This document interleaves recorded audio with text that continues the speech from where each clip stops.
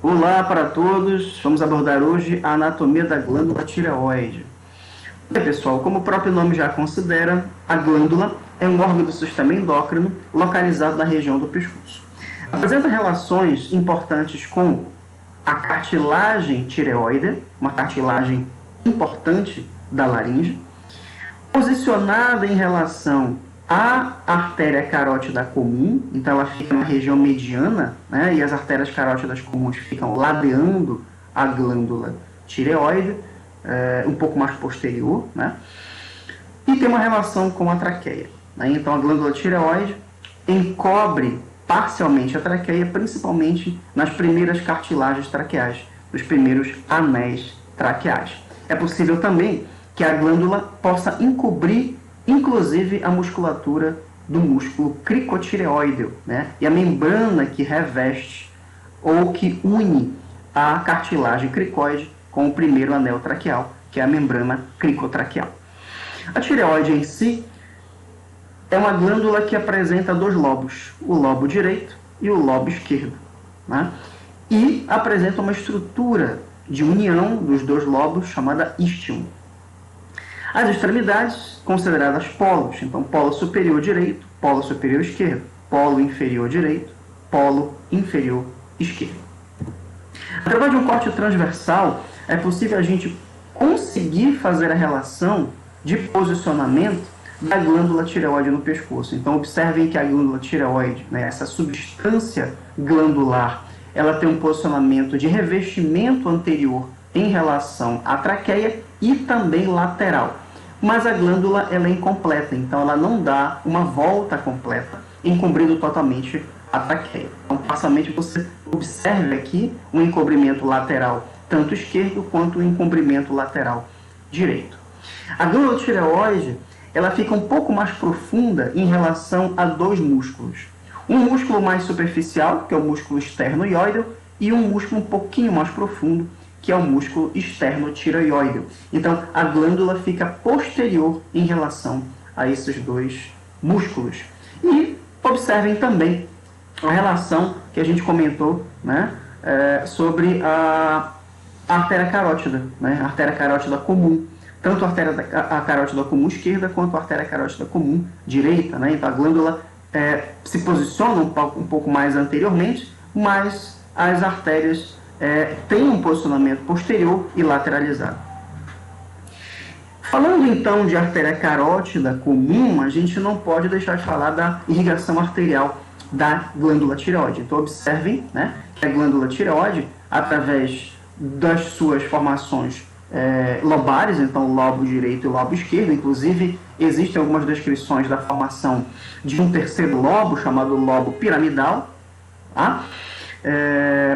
E a distribuição da irrigação arterial da glândula tireoide. Então, praticamente, a irrigação arterial depende de duas artérias, a artéria tireoide superior e a artéria tireoide inferior. Comentamos da artéria carótida comum. Então, aqui a gente tem a artéria carótida comum, e essa artéria carótida comum, ela ainda vai se ramificar, tá? Então, a ramificação em artéria carótida externa e artéria carótida interna. A irrigação arterial do polo superior da glândula tireoide, ela depende da artéria tireoide superior. A artéria tireoide inferior, ela depende do entendimento da distribuição arterial da artéria subclávia. Então, nós temos aqui embaixo a artéria subclávia direita, tá? Um exemplo, né? A artéria subclávia direita, mas o raciocínio é o mesmo para o lado esquerdo.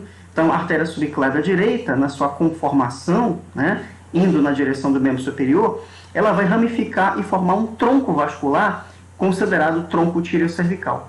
O tronco tireocervical, através das suas várias ramificações para a região do pescoço, mas inclusive agora, né, forma uma artéria que vai na direção da tireoide, que é a artéria tireoide inferior. E a artéria tireoide inferior faz a sua distribuição, né, penetrando pelas subdivisões dos lobos da glândula tireoide, as suas divisões lobulares, né, até alcançar a intimidade do tecido tireoidiano. Então, a irrigação do polo inferior, tá, da glândula tireoide passa a ser feita pela artéria tireoide inferior, ramo do tronco tireocervical, que é ramo da artéria subclávia. Tá? A drenagem venosa ela já vai depender de 3 vasos: as veias tireoides superiores, médias e inferiores. Então aqui nós temos uma imagem do polo superior da tireoide com a presença da veia tireoide superior. Tá? Então a veia tireoide superior, ela drena essa região superior, ou esse polo mais superior da glândula tireoide, levando esse sangue venoso na direção da veia jugular interna. A porção média da glândula tireoide, ela vai ser drenada pela veia tireoide média, que também vai drenar para a veia jugular interna, só que num nível um pouco mais inferior em relação à veia tireoide superior. E as veias tireoides inferiores, elas drenam a porção inferior, ou o polo inferior, tá? E esse sangue drenado, ele segue em direção às veias braquiocefálicas. Então, nós temos aqui a veia braquiocefálica direita, a veia braquiocefálica esquerda.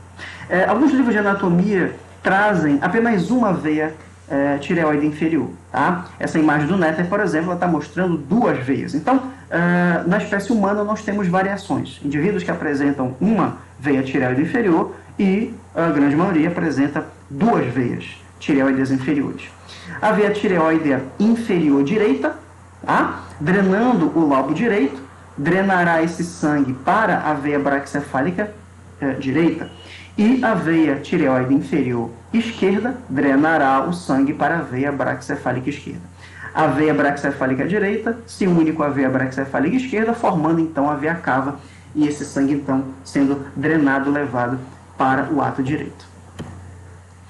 Essa próxima imagem é uma perspectiva posterior da glândula tireoide. Tá? Então nós temos aqui a glândula tireoide na sua perspectiva, na sua visualização posterior, né? Isso aqui é uma imagem da faringe, tá?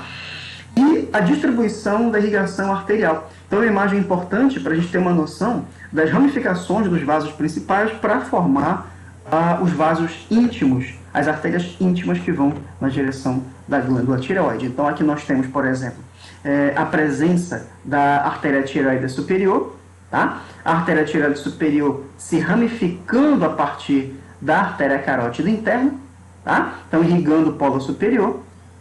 Aqui nós temos a artéria tireoide inferior, né? Irrigando praticamente a porção inferior e a porção média da glândula tireoide, tanto do lado esquerdo quanto do lado direito, tá? E esse sangue, ele praticamente vem do tronco tireocervical, que veio da veia subclávia, que nós comentamos anteriormente, tá? E uma informação importante, né? A relação de intimidade, de proximidade que existe da glândula tireoide com um ramo do nervo vago que vai na direção da laringe, que é o nervo laríngeo recorrente, para inervação de corda vocal. Tá? Então, é importante ter essa percepção da proximidade da glândula tireoide em relação aos nervos laríngeo recorrentes, principalmente em situações de remoção da glândula tireoide, decorrência de tumores, tá? Em procedimentos de tireoidectomia, seja parcial, seja total, onde existe o cuidado, né, durante a remoção da glândula tireoide, de não lesionar o nervo laríngeo recorrente. ênfase que precisa ser dada é que o nervo laríngeo recorrente não inerva a glândula tireoide. Tá? Ele é um nervo que vai na direção da musculatura vocal, tá? E caso, durante a remoção da glândula tireoide, ocorra uma laceração nervosa, né? Ocorra uma lesão do nervo laríngeo recorrente, esse paciente pode evoluir com uma disfonia, com uma disfagia. Tá? Os nervos da glândula tireoide, praticamente, eles são formados através de um grande plexo, tá?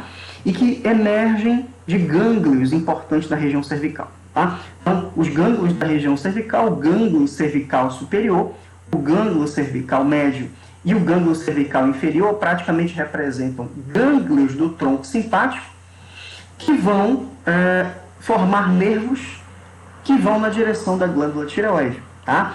Mas, na verdade, esses nervos, eles são nervos que seguem pelo plexo cardíaco. Tá? Então, o gânglio cervical superior, médio e inferior, através deles se formarão, né, conjuntos de nervos na direção do coração, que inervam o coração, né, que representam o plexo cardíaco, tá? E através de algumas ramificações, né, desse plexo, nós vamos ter nervos que vão na direção da substância tireoidiana, na direção da glândula tireoide, acompanhando as artérias que já foram comentadas, tá? Que é o plexo periarterial tireoidiano. Tá? Então, a inervação praticamente da tireoide, ela segue através de plexos, circundando as artérias, tanto a artéria tireoide superior quanto a tireoide inferior, tá? Controlando o fluxo sanguíneo, controlando a tonicidade da musculatura da parede vascular das artérias tireoidianas, tá? Ou das artérias tireoides, para controle de fluxo sanguíneo. Tá? Então, essa inervação ela depende praticamente da sua formação através dos gânglios cervicais superiores, médios e inferiores, e a formação dos plexos cardíaco e plexo periarterial tireoidiano. E, gente, isso que eu queria trazer para vocês e espero que a gente consiga fazer uma boa discussão no nosso laboratório. Até lá.